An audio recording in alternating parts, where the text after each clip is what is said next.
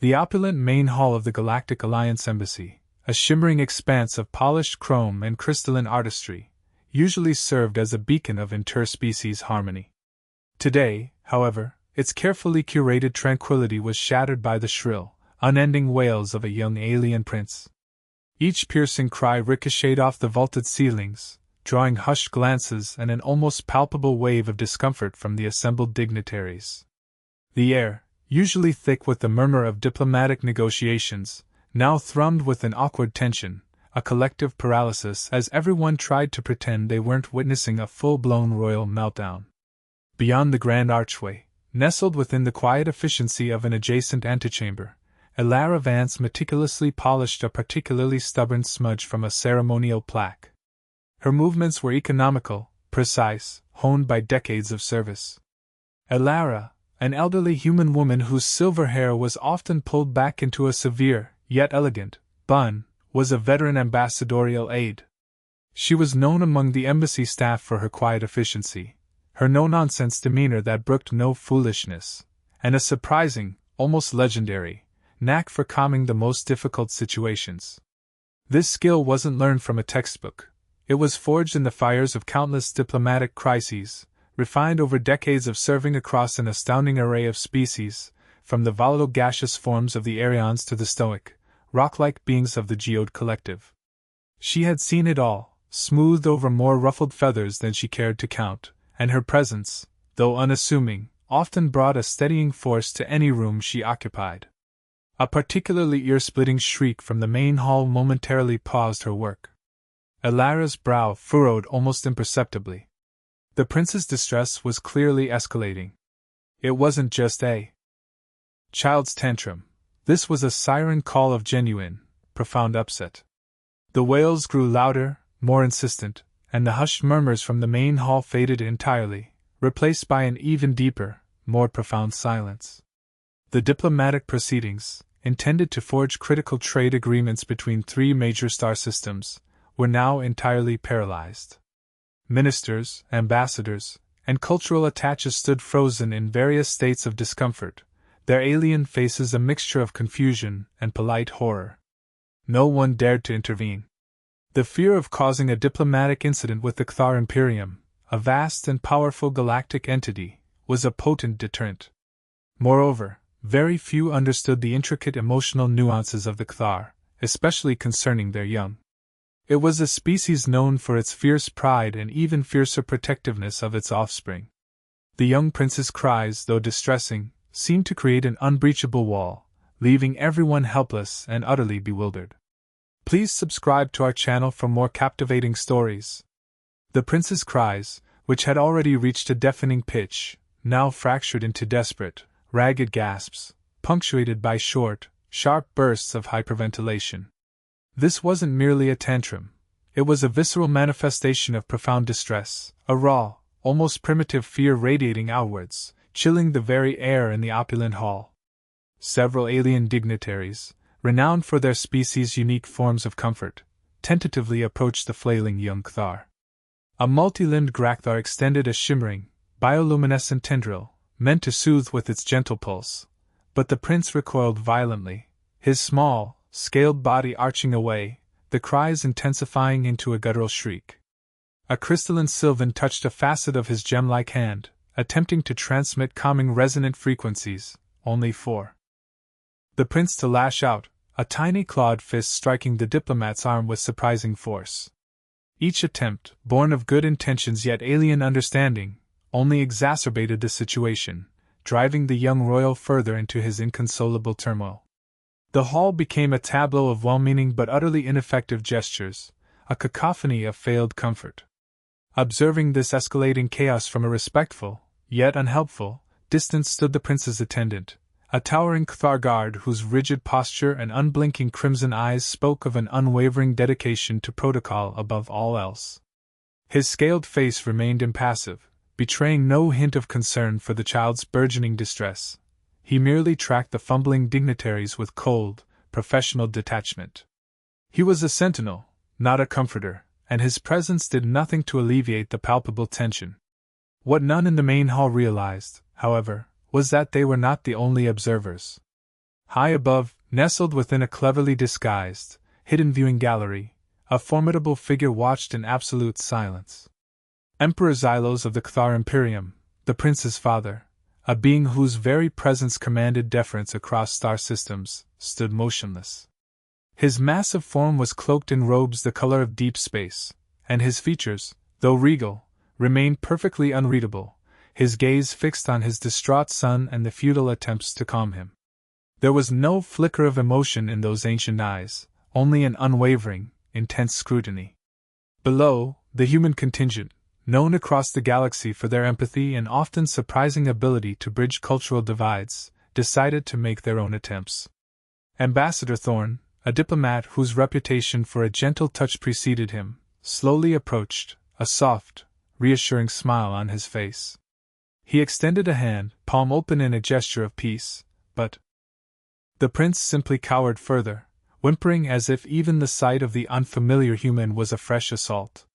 Another human envoy, a specialist in xenopsychology, tried speaking in a low, soothing tone, attempting to recall any Cthar linguistic nuances he'd studied. But the prince's species communicated emotions through subtle shifts in scent and epidermal coloration, not just vocalizations, and the human's words, however well intended, were largely meaningless to the distressed child. Their unfamiliarity with his species' intricate emotional cues, their inability to read the subtle triggers of his pain, prevented any real connection. The prince's cries, now devoid of their initial sharp fury, had devolved into a mournful, almost primal sound, a raw lament that seemed to echo the helplessness of everyone present. The diplomatic meeting remained suspended in the suffocating stillness, a monument to a child's uncontrolled sorrow. The profound, almost paralyzing silence that descended upon the hall, broken only by the prince's raw, guttural lament, became the catalyst for Alara's intervention. She had heard enough, seen enough of the collective diplomatic paralysis.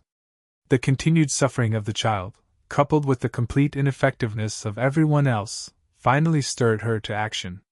Setting aside the polishing cloth and plaque with slow, deliberate precision, Alara straightened her back, a subtle shift in her posture announcing a quiet resolve. Her movements, usually confined to the antechamber, now carried a new, purposeful momentum. She pushed through the archway, her steps measured, unhurried, yet unwavering. The hushed onlookers, still frozen in their positions of discomfort and bewilderment, parted slightly as she approached, her unassuming presence cutting through the palpable tension with an almost physical force. No one dared to stop her. Perhaps awestruck by her sudden, decisive advance, or simply grateful that someone, anyone, was finally doing something. Alara's gaze was fixed on the small, trembling form of the prince. She walked directly towards him, bypassing the flustered dignitaries and the rigid Cthar guard alike. There were no exaggerated gestures, no fawning attempts at alien comforting methods that she knew nothing about. She simply approached, her expression calm, her demeanor composed. When she was within arm's reach, she didn't hover awkwardly or offer platitudes. Instead, with a soft rustle of her uniform, Alara knelt down on the polished floor, bringing herself to eye level with the distressed prince. It was a simple act, yet startling in its directness, contrasting sharply with the stiff, upright postures of the other adults. She met his wide, tear-filled Cthar eyes with her own, unwavering and clear. "Excuse me, young sir." Alara spoke, her voice surprisingly steady, carrying a clear, almost resonant authority that cut through the prince's whimpers. Her tone was not harsh, nor overly sympathetic. It was simply direct, matter-of-fact. "This behavior is quite unbecoming of a guest in the embassy." Her words, delivered in basic, were chosen carefully, devoid of emotional frills, yet imbued with an unmistakable expectation of decorum. It was a tone she had used countless times over the years, a tone that had the curious effect of both disarming and commanding attention simultaneously. The prince, mid-whimper, seemed to momentarily falter, his small head tilting almost imperceptibly as he registered the unexpected address. From his hidden vantage point, Emperor Xylos observed this entirely unconventional approach. His unreadable expression remained unchanged, yet a subtle shift in his posture, a barely perceptible tightening of his grip on the viewing gallery's railing, indicated in heightened focus. He had witnessed the ineffectual fumbling of his own attendant, the overly cautious overtures of the other dignitaries, and the well-meaning but ultimately useless attempts of the human diplomats. Now, this elderly human female, whose presence he had barely registered before, was speaking to his son not with soothing coos or desperate pleas, but with a quiet, firm admonishment. It was an audacity he hadn't anticipated, a complete break from the obsequious deference he was accustomed to. A flicker of something unidentifiable, perhaps surprise, perhaps a nascent curiosity, crossed his regal features as Alara continued to hold his son's gaze, her stance unyielding. He watched, utterly absorbed, as a tiny, almost imperceptible spark of curiosity seemed to ignite within the prince's tear-clouded eyes, responding to Alara's unvarnished directness in a way no other approach had. With gentle yet unwavering firmness, Alara reached out and took the prince's small, clawed hand in her own, her touch neither cloying nor dismissive. Her fingers, gnarled with age but surprisingly strong, encompassed his tiny appendage. She did not stroke it or attempt to comfort him with soft murmurs. Instead, her gaze remained steady, direct, and her voice, though still calm, held a new, discernible edge of disappointment. "Young man," she began, her words carrying across the hushed hall, "this is simply not acceptable behavior. You are a guest here, a prince, and your actions are disrupting an important diplomatic gathering." She paused, allowing her words to sink in, not as a reprimand born of anger, but as a statement of fact, imbued with a clear expectation of better conduct. "Look around you," she continued, her head tilting slightly to encompass the room. "These esteemed leaders have traveled great distances for this meeting, and your cries are preventing them from doing their vital work. Do you understand the inconvenience you are causing everyone present?" Her tone was devoid of condescension, but rich with an unspoken demand for understanding and responsibility. She wasn't asking, she was informing, guiding, and subtly challenging him to rise above his distress. The gravity of her words, even in a language the prince likely barely comprehended, seemed to convey itself through her unwavering presence and confident delivery. She didn't shout, but her words resonated with a quiet authority that transcended linguistic barriers. The prince, who had been on the verge of another wave of wails, momentarily froze. His small, scaled form, previously racked with convulsive sobs, stiffened. His lower lip, which had been quivering uncontrollably, now hung slightly agape, and the tear tracks carving paths down his iridescent cheeks seemed to momentarily lose their wetness. He looked at Alara with wide, unblinking, tear-filled eyes, an expression of profound shock mixed with a nascent, bewildered curiosity. This was an entirely new response, a complete deviation from the fawning, fearful, or overtly sympathetic reactions he was accustomed to receiving from adults, particularly non-Kedar. No one had ever spoken to him with such directness, such an absence of emotional pandering.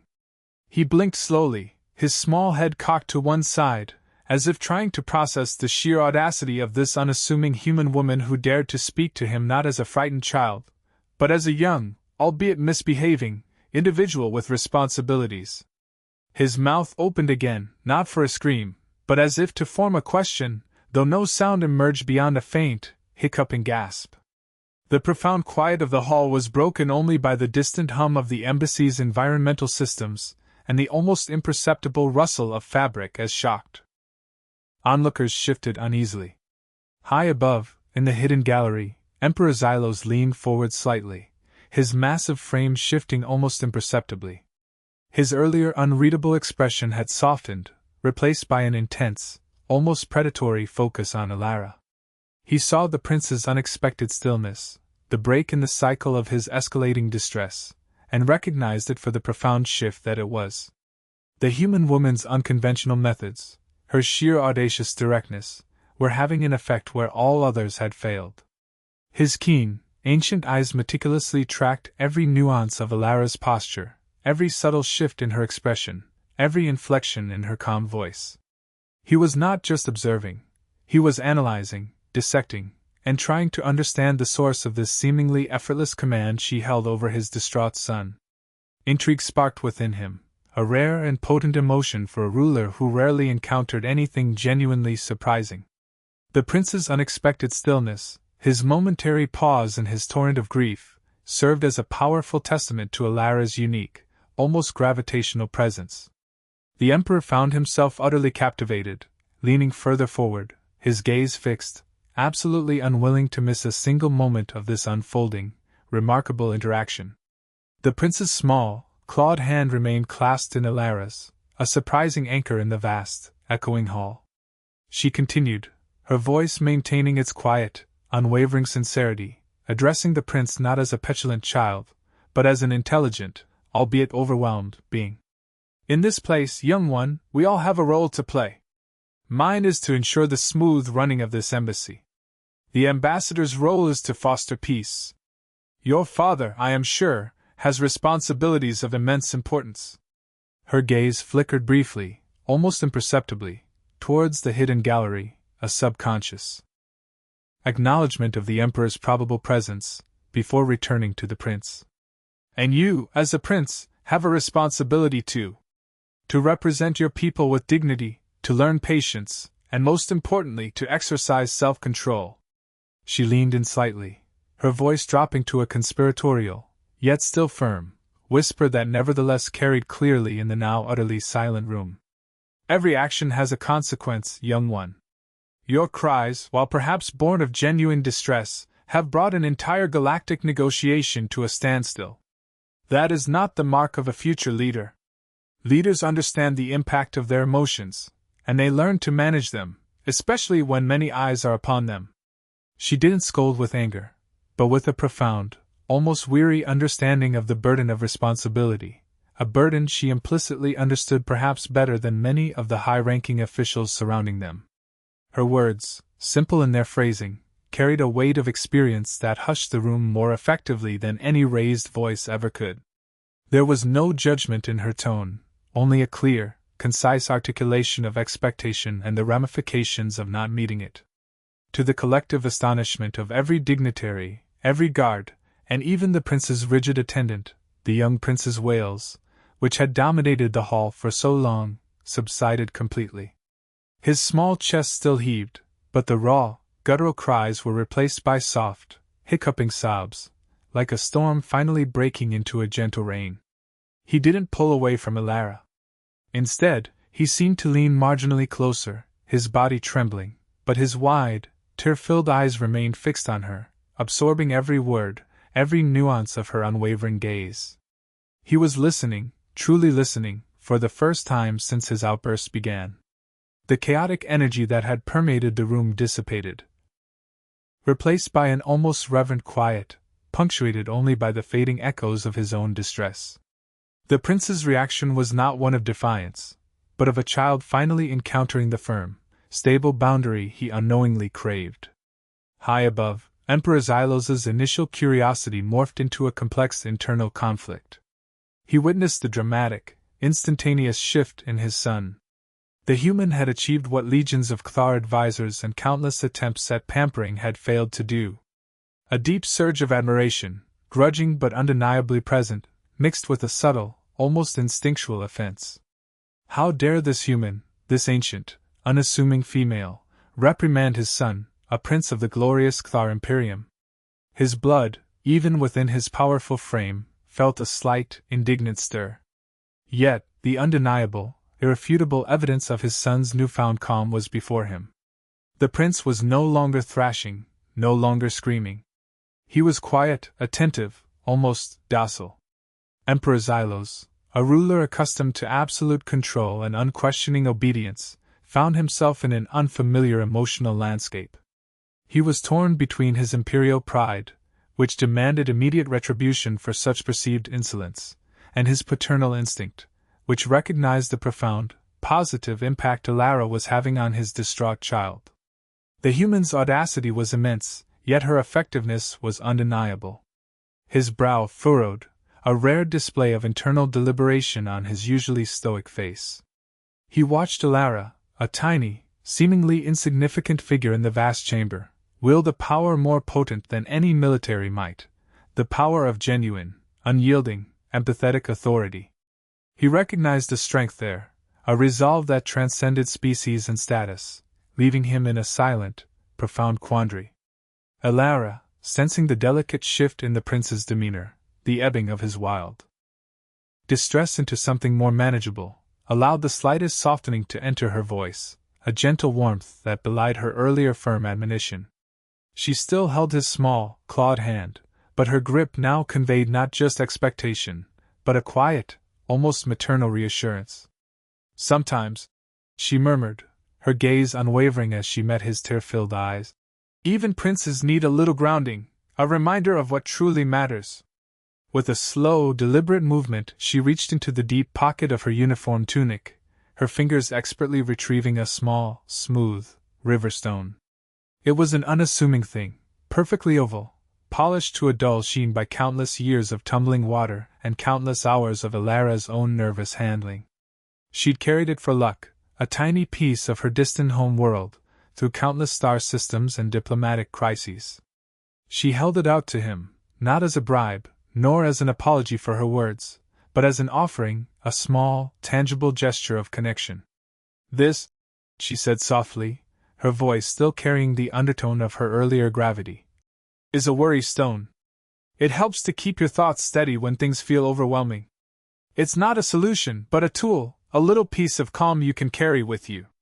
It was a gesture of goodwill, extended without retracting a single one of her earlier points about responsibility and self-control. It was a bridge built on the foundations of her firm guidance.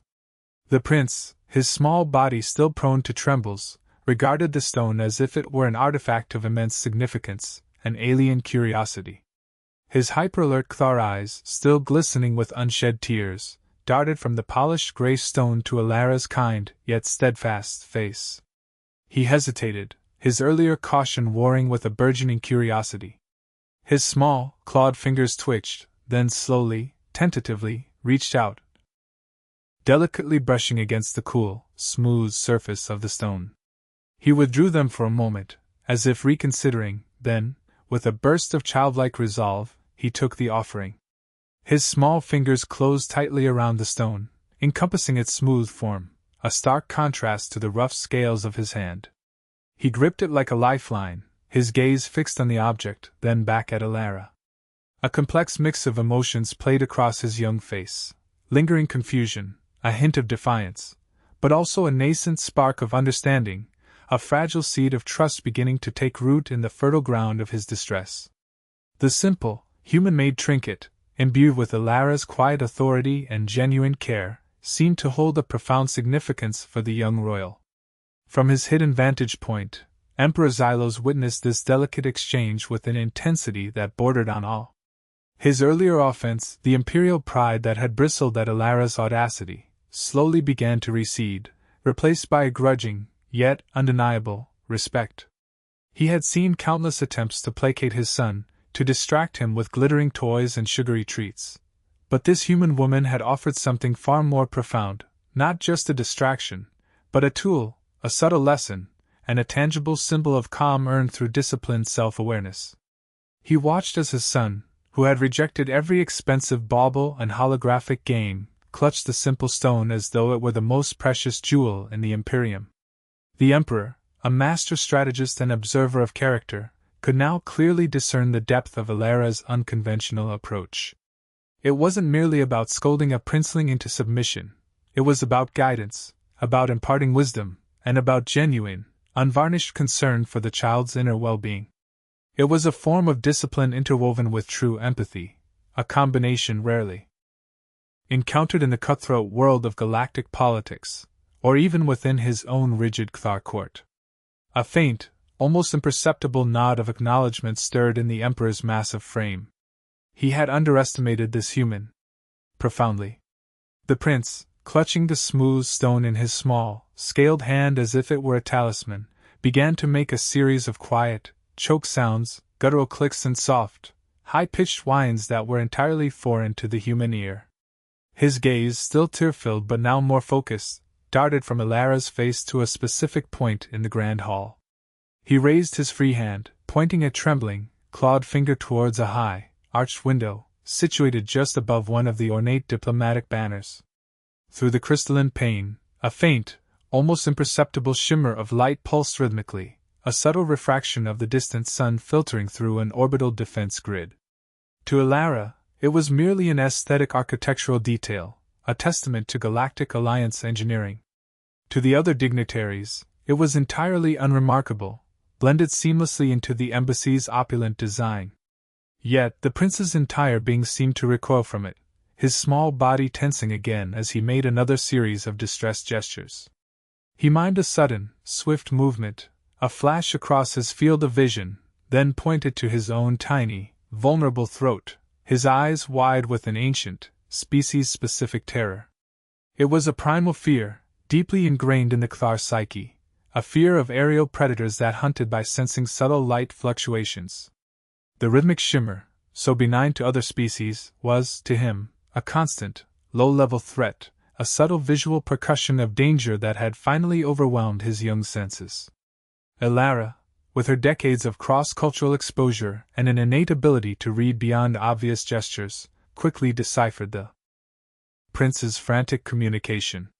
Her mind, a vast library of interspecies nonverbal cues and subtle biological triggers, sifted through her extensive knowledge of Kthar physiology and psychology. She recalled a footnote in an ancient xenopsychology dossier detailing the Kthar's ancestral homeworld, a planet ravaged by swift, avian predators that exploited changes in ambient light to ambush their prey. The rhythmic shimmer, barely discernible to human eyes, would appear to a young Kthar as the constant, flickering presence of danger, a predator perpetually poised to strike. It wasn't a tangible threat, but a deep-seated instinctual response, amplified by his young age and unfamiliar surroundings. She understood the profound terror that had gripped him, a fear not of the dark, but of the deceptive nuances of light. Her quiet, steady gaze softened with genuine comprehension, a silent acknowledgment of his profound, albeit misunderstood, distress. High above, in the hidden gallery, Emperor Xylos watched Elara's swift, almost instantaneous comprehension. A jolt, sharp and unexpected, coursed through his massive frame. He knew of his son's particular vulnerability, his hypersensitivity to certain visual stimuli, a lingering trait from his species' evolutionary past. It was a secret, closely guarded among the Kthar royal family, a weakness that few outsiders were ever privy to.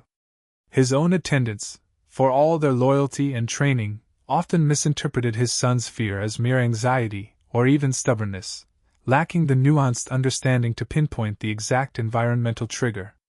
But this human woman, an outsider, had, in a matter of moments, not only calmed his son but had now, through silent observation and basic communication, understood the precise, underlying cause of his profound distress. It was a revelation that stunned the Emperor. He had believed himself to be the only one who truly understood the depth of his son's anxieties, the specific, unseen torment that had driven him to such a public display of fear. His growing appreciation for Elara, initially a grudging respect, now solidified into something far deeper, a profound admiration for her unparalleled empathy and insight. She possessed a rare gift, one that transcended diplomatic protocols and superficial cultural exchanges. She simply understood, on a level that bypassed language and species altogether. Elara, her understanding now complete and profound, shifted her stance slightly, bringing herself even closer to the trembling prince.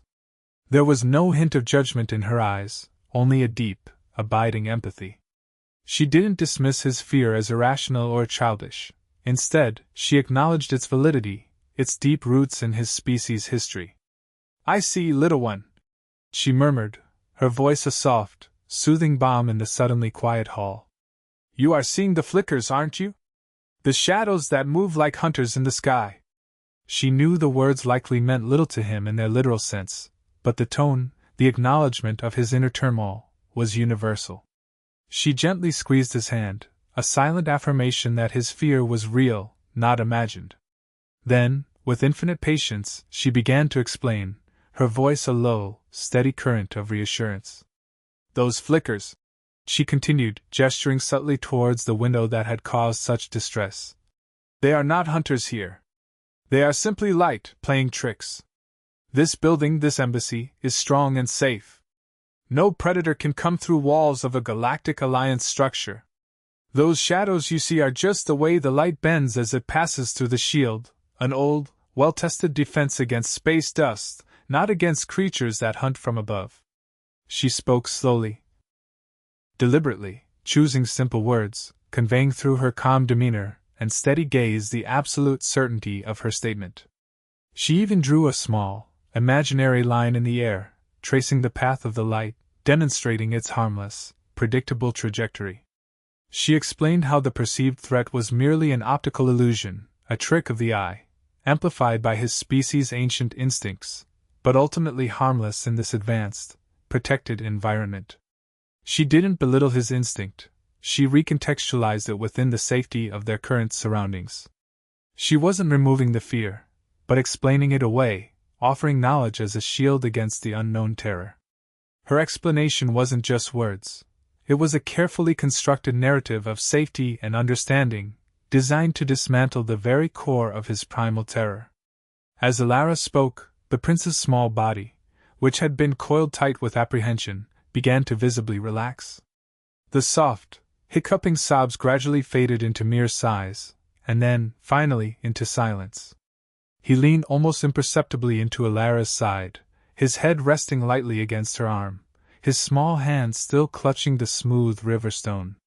The sheer exhaustion of his prolonged distress seemed to wash over him, leaving him calm, almost serene, in the secure bubble of Alara's presence. The hall, which minutes ago had been rent by his agonizing cries, was now profoundly, almost breathlessly, silent. The hushed murmurs of the awestruck onlookers, once a distant hum, had completely vanished, replaced by a collective, palpable sense of wonder and relief. No one moved, no one spoke, as if fearful of breaking the delicate spell Alara had woven around the young prince. The air, once thick with tension, now felt light, cleansed, filled with an almost tangible peace. The transformation was complete, a testament to the power of understanding and genuine, unwavering comfort. High above, in the hidden gallery, Emperor Xylos witnessed this culmination of Alara's intervention. He saw his son, his fiercely private, often troubled heir, find solace in the embrace of this human woman, a stranger, an outsider. The sight was startling, profound, and utterly transformative for the emperor. His initial intent, a simmering desire to descend and intervene, to reclaim his son and assert his imperial authority, completely dissipated. It was replaced by a clear, undeniable realization. This human, this Alara Vance, possessed a gift, a profound ability to see beyond the surface, to understand the unseen fears and to offer a comfort that transcended all cultural and biological barriers. He made a silent decision, a resolve solidifying in his ancient, powerful mind. The future of his son, and perhaps even the future of his imperium, had just taken an unexpected, yet undeniably vital, turn. He could no longer afford to simply observe, he had to act. With the prince now calm and settled, his small form a picture of exhausted peace nestled against Alara, the diplomatic proceedings, stalled for what felt like an eternity, could finally resume. The collective sigh of relief that swept through the hall was almost audible, a gentle whisper of tension released. Dignitaries, who had been frozen in various states of awkward immobility, began to stir, exchanging glances of awe, relief, and no small amount of wonder. Ambassador Thorn offered Alara a small, deferential nod, a silent acknowledgement of her extraordinary intervention. The Kthar attendant, still outwardly impassive, allowed a barely perceptible easing of his rigid posture, his crimson eyes holding a flicker of something akin to grudging respect. The air, once thick with tension and the prince's cries, now hummed with a renewed sense of purpose. Albeit imbued with a new, quiet deference towards the unassuming human who had single-handedly defused a galactic crisis. Conversations began to pick up again, hushed and respectful, but with an underlying current of excitement, as everyone processed the astonishing events they had just witnessed. Alara, ever the picture of quiet efficiency and profound humility, understood her role was complete. She had tended to the immediate need, and now it was time to recede into the comfortable anonymity of her duties. With a gentle, almost imperceptible movement, she carefully disengaged from the now sleeping prince, whose small hand still clutched the smooth river stone. The Kthar attendant, surprisingly, moved forward with a newfound softness, carefully scooping the prince into his arms, a gesture that spoke volumes about the shift in his own internal landscape. Elara offered a small, polite nod to the attendant, then turned and began to move back towards her antechamber, her steps once more measured and unhurried. She walked as if nothing extraordinary had happened, as if calming a distraught alien prince in front of an entire galactic assembly was simply another item on her daily checklist. Her demeanor suggested that such interventions, though perhaps unusual in their visibility, were merely a logical extension of her long-perfected art of maintaining order and facilitating harmony within the complex ecosystem of the embassy. She wasn't seeking praise or recognition. Her satisfaction lay in the restoration of peace and the well-being of the young royal. High above, in the hidden viewing gallery, Emperor Xylos watched Elara's unassuming departure. He observed her quiet grace, her complete lack of self-congratulation, her almost immediate return to the periphery. It was a stark contrast to the grandstanding and self-promotion he witnessed daily from countless other beings. This human woman, with her simple, direct, and profoundly empathetic actions, had accomplished what no other diplomat, no powerful general, no renowned scholar could have. She had reached his son, truly understood him, and brought him solace. She had done so not with displays of power or intricate diplomacy, but with genuine human connection and an unwavering sense of duty. The Emperor's initial intent to intervene, to perhaps summon his own physicians or exert his imperial will, had completely dissipated, replaced now by a singular, clear vision. He understood, with a certainty that resonated deep within his ancient Kthar soul, that the most potent force in the galaxy was not always brute strength or political cunning, but often found in the unexpected wisdom and quiet courage of those who truly cared. He slowly turned from the viewing pane, his massive figure moving with a newfound decisiveness. As he left the gallery, a complex, far-reaching plan began to form in his mind, one that revolved entirely around the unassuming figure of Elara Vance and the unique gift she possessed. His mission had shifted. He hadn't just witnessed a crisis averted, he had seen a solution, a path to understanding, embodied in one remarkable human. Later that day, the grand, shimmering halls of the Galactic Alliance Embassy, typically bustling with the measured diplomacy of interspecies relations, buzzed with an entirely different kind of energy. Whispers, light and furtive at first, then growing bolder, spread like wildfire through the various delegations. The central topic of every hushed conversation, every exchanged glance, was the old human Maid, and her scolding of the Kthar prince. Some delegates, particularly those from species known for their rigid adherence to protocol, were scandalized, their antennae twitching with disapproval at the sheer audacity of a mere aide daring to address a royal in such a manner. Others, often those from younger, more flexible cultures, were openly impressed, a glint of admiration in their multifaceted eyes for Elara's unconventional yet undeniably effective methods. There was a nervous anticipation, a collective holding of breath, as everyone wondered how the mighty Kthar Imperium, renowned for its fierce pride and swift retribution, would react to such an unprecedented breach of decorum. The embassy staff, usually immune to the more dramatic interspecies incidents, found themselves caught in a web of speculation, each person offering their own theory on the impending diplomatic fallout. Would there be an official protest? A demand for Elara's immediate dismissal, or worse? The tension, though different from the prince's earlier distress, was equally palpable, hanging heavy in the air. Through it all, Elara Vance remained utterly unfazed. The swirling vortex of gossip and speculation seemed to pass her by entirely, leaving her untouched. She continued her duties with her usual methodical efficiency, her movements precise, her focus unwavering. From meticulously organizing data chips in the ambassador's office to overseeing the preparation of a neutral zone banquet, her routine was unbroken. She greeted colleagues with her customary quiet nod, her silver bun unruffled, her gray eyes serene. It was as if she were genuinely oblivious to the stir she had caused, a stoic island in a sea of agitated curiosity. Perhaps it was a lifetime of witnessing far more catastrophic diplomatic blunders, or simply her innate, grounding pragmatism, but the weight of the embassy's collective anxiety seemed not to bother her in the slightest. Her demeanor suggested that she had merely done what needed to be done, and the subsequent speculation was a matter entirely external to her responsibilities. Unworthy of her attention. Her quiet indifference only added to the mystery surrounding her, making her a figure of even greater fascination among the varied species of the embassy. Then, as the embassy settled into its evening cycle, a singular, formal communication arrived. It bypassed all standard diplomatic channels, delivered with a swift, almost urgent precision directly to Ambassador Thorne's desk. The message, emblazoned with the unmistakable, powerful sigil of the Kthar Imperium, was brief and to the point. It requested, with an austere formality that masked an underlying demand, the presence of one Alara Vance for a private audience with none other than Emperor Xylos himself. The message was formal, almost cryptic in its brevity, offering no explanation or context beyond the direct request.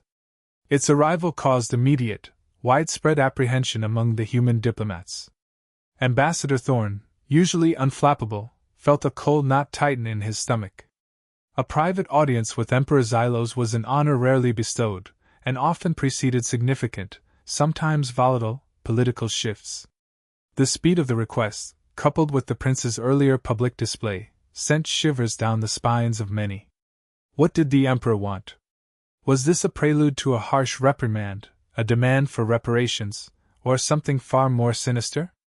The quiet, efficient Alara Vance, who had merely done her job, was now at the center of an unfolding, potentially galaxy-altering drama, and no one knew what the morning would bring. Alara Vance, despite her outwardly calm demeanor and the practiced indifference she displayed to the embassy's buzzing gossip, felt a distinct flicker of apprehension deep within her. An audience with Emperor Xylos was no small matter. The Kthar Imperium commanded vast swathes of the galaxy, its power undeniable, its traditions ancient and often inscrutable to outsiders. She had faced down many a furious dignitary, navigated countless delicate interspecies disputes, but this was different. This was the father of the Crying Prince, a ruler whose very reputation was built on unyielding authority, and she had, by all accounts, openly defied protocol by scolding his son. A part of her, the pragmatic, world-weary part, prepared for the worst. She imagined a formal expulsion from the embassy, perhaps even a diplomatic incident that would stain her meticulously maintained record. Yet another part of her, the part that had driven her to intervene in the first place, remained steadfast. She had done what she believed was right, what the prince needed, and she would stand by that. With a quiet resolve that had seen her through decades of service, she began to mentally rehearse her defense, her mind carefully selecting the words she would use, the tone she would adopt, for whatever diplomatic fallout awaited her. She smoothed the front of her uniform tunic, a small, unconscious gesture of readiness. The journey to the Emperor's private chambers within the Kthar section of the embassy was a study in controlled intimidation. Alara was escorted by two of the royal guards, their towering, scaled forms moving with silent, predatory grace. Their crimson eyes, usually fixed straight ahead, occasionally flickered to her, their expressions as unreadable as polished obsidian. The corridors themselves were opulent, adorned with tapestries depicting Kthar victories and intricate carvings of their ancestral homeworld, but there was an austere, almost severe beauty to it all, a sense of immense, unyielding power. The air was subtly different here, cooler, with a faint, metallic scent that permeated everything. Each step Alara took echoed softly on the polished floor, the sound amplified by the heavy silence that pressed in on all sides. She noted the meticulous attention to detail, the pristine condition of everything, a reflection of Kthar discipline. The tension was a palpable presence, a subtle hum beneath the surface, and Alara, sensitive to such shifts, felt it acutely. She walked with her back straight, her gaze steady, refusing to allow any outward display of nerves to betray her inner apprehension. This was, after all, simply another diplomatic challenge, albeit one of the most significant of her long career. As the formidable doors to the Emperor's private chambers hissed open with barely an audible sound, revealing a vast, dimly lit space, Alara's trained eyes immediately scanned the room. And there, amidst the regal furnishings and hushed grandeur, she saw him. The young prince, no longer a tear-streaked bundle of distress, but composed and serene, seated on a low cushion to the side of a massive, intricately carved throne. His small hands were clasped in his lap, and nestled securely within them was the smooth, grey river stone Elara had given him. He looked up as she entered, his Kthar eyes, now clear and bright, meeting hers. A hint of recognition, a faint, almost imperceptible curving of his small mouth, passed across his features. It wasn't a full smile, not yet, but it was a clear acknowledgement, a silent greeting that spoke volumes. In that moment, Elara felt a surprising warmth spread through her, momentarily easing the apprehension that had coiled in her stomach.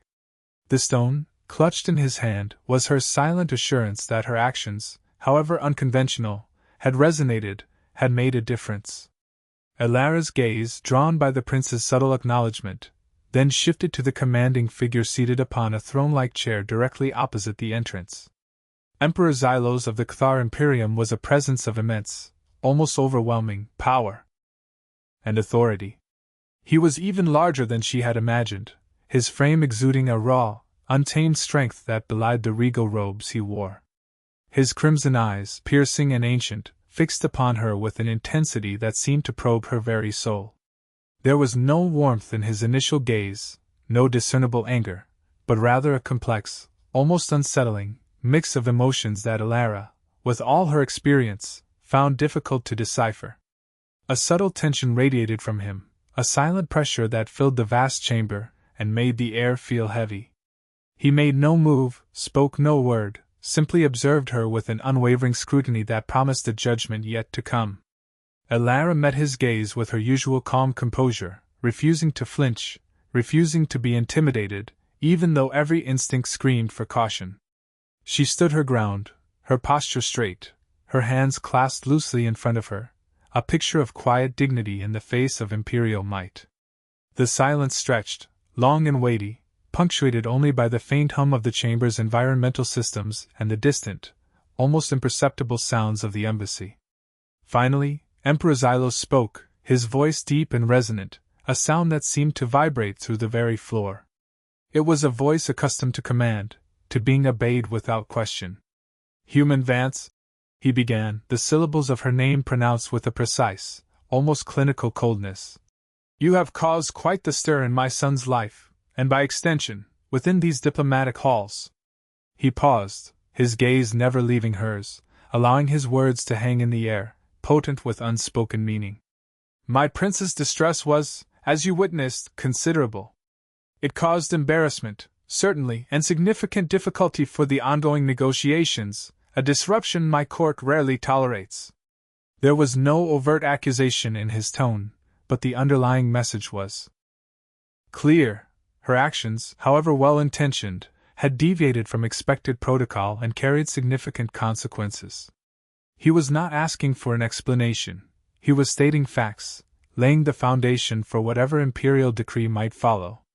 The raw power emanating from him was almost suffocating, yet Elara remained steadfast, her composure unyielding. Maintaining her unwavering composure, Elara met his intense gaze directly, her voice clear and steady, devoid of either apology or bravado. "Your Imperial Majesty," she began, her tone respectful yet firm, "I observed the young prince's distress, and the efforts made by others to alleviate it. It became clear that those efforts, though well-meant, were not yielding the desired results. My intervention, born of decades of experience in interspecies emotional regulation, was not intended as a slight against protocol or your esteemed court." She paused, allowing her words to sink in, ensuring that her rationale was understood, not just heard. "It was my considered belief that the prince, at that moment, required understanding of the true source of his fear, followed by clear, firm guidance to navigate his feelings and the impact of his actions on those around him. He was not merely expressing petulance, he was genuinely overwhelmed, and in such situations, placation alone rarely offers a lasting solution."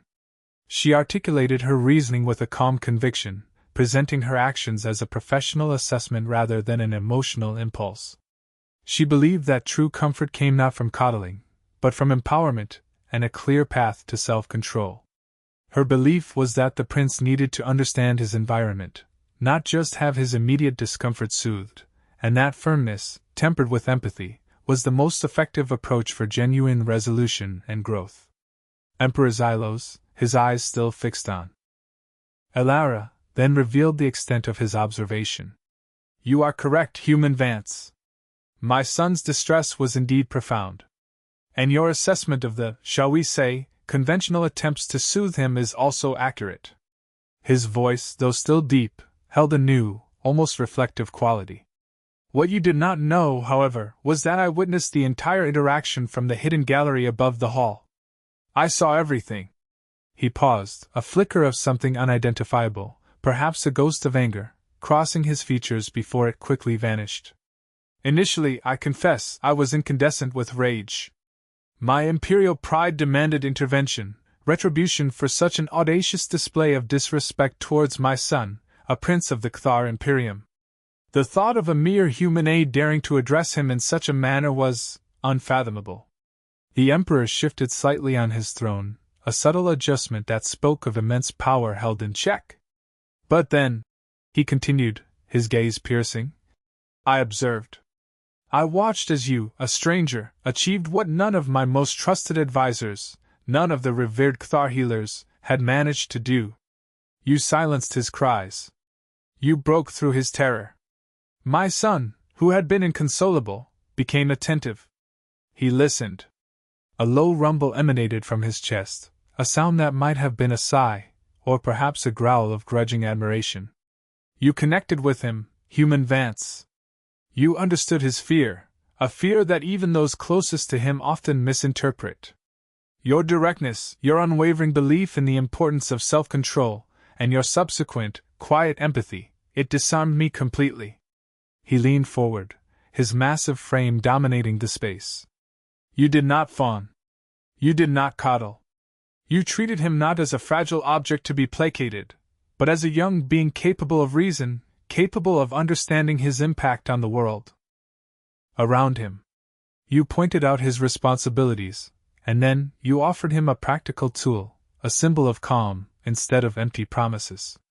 These are qualities I value above all others: genuine concern, unvarnished truth, and the strength to guide, not merely comfort." His gaze softened, a subtle, almost imperceptible warmth entering his ancient eyes. "You possessed a unique ability to see the true nature of his distress, and more importantly, to guide him towards composure, towards a strength he did not know he possessed." The young prince, who had been listening intently to his father's words, still clutching the smooth river stone in his hand, now looked up at Elara.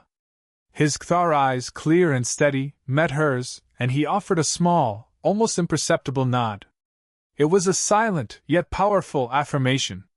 His gesture, simple and pure, further validated Elara's actions in his father's eyes, a final, irrefutable testimony to the profound impact she had made.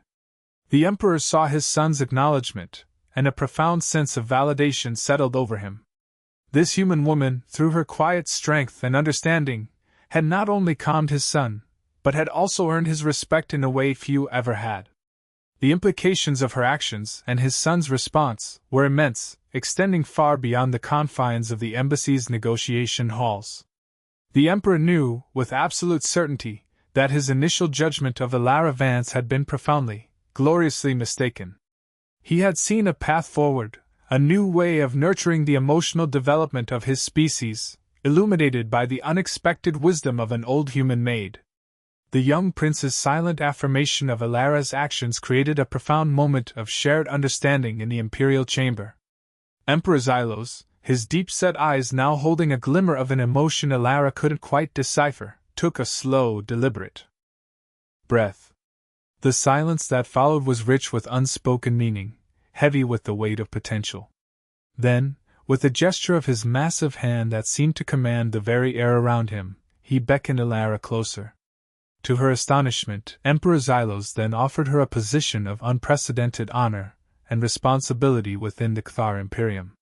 It was an offer so unexpected, so far beyond the scope of her current duties, that Elara felt a momentary tremor of disbelief. "Human Vance," the Emperor began, his voice still resonant but now imbued with a genuine warmth. Your unique capacity for empathy, your unwavering directness, and your profound understanding of my son's inner world are qualities that are, frankly, sorely lacking within my own court, and indeed, within many of the established diplomatic structures across the galaxy. He paused, his gaze sweeping over the chamber, then returning to Alara. We, the Kthar, are a species of immense power and discipline, but perhaps, at times, we overlook the subtle complexities of emotional development, especially in our young. My son, Prince Xyler, is but one example of a vulnerability that, left unaddressed, can hinder even the most promising of our lineage. Therefore, he continued, his voice gaining a weighty significance, I extend to you a formal invitation. I wish to offer you a prestigious position as a personal advisor to the Kthar royal family. Your primary task would be to oversee and guide the emotional development and broader upbringing of our young princes and princesses, starting, of course, with Xyler. You would not merely be a tutor, human Vance, but a mentor, an empathetic guide, ensuring that the next generation of Kthar leadership is as emotionally resilient and understanding as they are strategically astute. This was an unprecedented offer. For a non-Kthar, especially a human, to be entrusted with such an intimate and vital role within the fiercely private, proud, and powerful Kthar Imperium was almost unthinkable. It was a bridge across a cultural chasm that few dared to even contemplate. The implications were staggering, stretching far beyond the confines of this chamber, hinting at a new era of interspecies relations. Alara, despite her years of practice in maintaining an unruffled exterior, felt a genuine wave of surprise wash over her. Her mind, ever practical, immediately began to process the enormity of the proposal. The responsibility, the potential cultural clashes, the sheer scale of the commitment, it was immense. Yet, amidst the shock, there was also a flicker of something else, a deep sense of purpose, an unexpected resonance with the profound task being laid before her. She acknowledged the honor with a quiet, dignified nod, her expression thoughtful, her gaze still steady as she considered the Emperor's words. She understood that this was not merely a job offer. It was a testament to the power of genuine connection, a recognition of value that transcended species and status. The Emperor, watching her closely, saw the flicker of consideration, not fear, in her eyes, confirming his initial assessment of her unique strength. Emperor Xylos, observing Alara's measured consideration, continued to elaborate, subtly emphasizing the far-reaching implications of her potential acceptance. Your contribution, human Vance, could be monumental, not just for my family, but for the broader tapestry of galactic relations. If such empathetic and understanding approaches become standard in the upbringing of future leaders, across all species, the potential for true understanding and lasting peace is immeasurable. Your methods, your insight, could forge bonds that brute force or political maneuvering never could. You showed my son that strength lies not just in power, but in self-awareness, in controlling one's emotions rather than being controlled by them. This is a lesson vital for all leaders, Kthar or otherwise. He leaned back slightly, allowing his powerful words to settle. This is not merely about a child's tantrum. It is about shaping the future, one young mind at a time. Alara, after careful consideration, the weight of the Emperor's words settling deep within her, finally made her decision. Her eyes, filled with a quiet resolve born of long experience and an unwavering belief in the power of genuine human connection, met Emperor Xylos's intense gaze. This was more than an offer of employment, it was an opportunity, a profound challenge to bridge cultural divides and foster a truer understanding between species. She saw the potential for a legacy far beyond the polished plaques and diplomatic negotiations she had managed for decades. This was a chance to mend, to guide, to truly make a difference in the lives of young beings who would one day hold the fate of star systems in their hands. Her acceptance was a quiet, yet powerful, moment of interspecies collaboration, a ripple effect that began with a child's cry and an old maid's steady hand. Your Imperial Majesty, Alara began, her voice calm and firm. I accept your generous and truly visionary offer. It would be my honor to serve the Kthar Imperium and, more importantly, to guide Prince Siler and his siblings in finding their inner strength and emotional resilience. I believe that true leadership is built not just on power and knowledge, but on empathy, understanding, and the ability to connect with others, even across the vastness of space and species. She offered a small, respectful bow, a gesture of deference that was both traditional and deeply personal. The Emperor's usually stoic features softened, a rare, almost imperceptible smile gracing his formidable visage. He gave a single, firm nod, a silent acknowledgement of her commitment. Young Prince Siler, still holding the riverstone, looked up at Alara, a brighter, more confident light in his eyes. And so, Alara Vance, the unassuming human aide, whose decades of quiet service had prepared her for a destiny far grander than she could have ever imagined, embraced her new role. She became more than a royal advisor, she became a symbol. A symbol of empathy that transcended galactic politics, a living testament to the power of genuine connection in a universe often driven by fear and division. Her Scolding of the Crying Alien Prince, a tale that would eventually filter through the Cthar Imperium and beyond, became a legend of its own, a story whispered in hushed tones about the human who dared to see a prince not as a symbol of power, but as a vulnerable child in need of guidance. She found a new purpose in guiding young alien minds, not just in their formal education, but in the delicate art of emotional intelligence, in understanding their fears, and in teaching them the profound strength found in self-control and compassion. Her days were now filled with the laughter and sometimes challenges of young Cthar princes and princesses, each one a unique universe waiting to be understood. She taught them that true diplomacy often lay not in grand pronouncements or strategic maneuvers, but in the simple act of understanding the most vulnerable among them, in acknowledging their fears, and in gently, yet firmly, guiding them towards a more centered, empathetic self. The smooth riverstone, once a small comfort to a frightened child, became a symbol, not just of Alara's wisdom, but of the unexpected bonds that could form across the stars, proving that sometimes, the greatest influence comes from the quietest corners, from an old human made with a steady hand and a timeless understanding of the heart.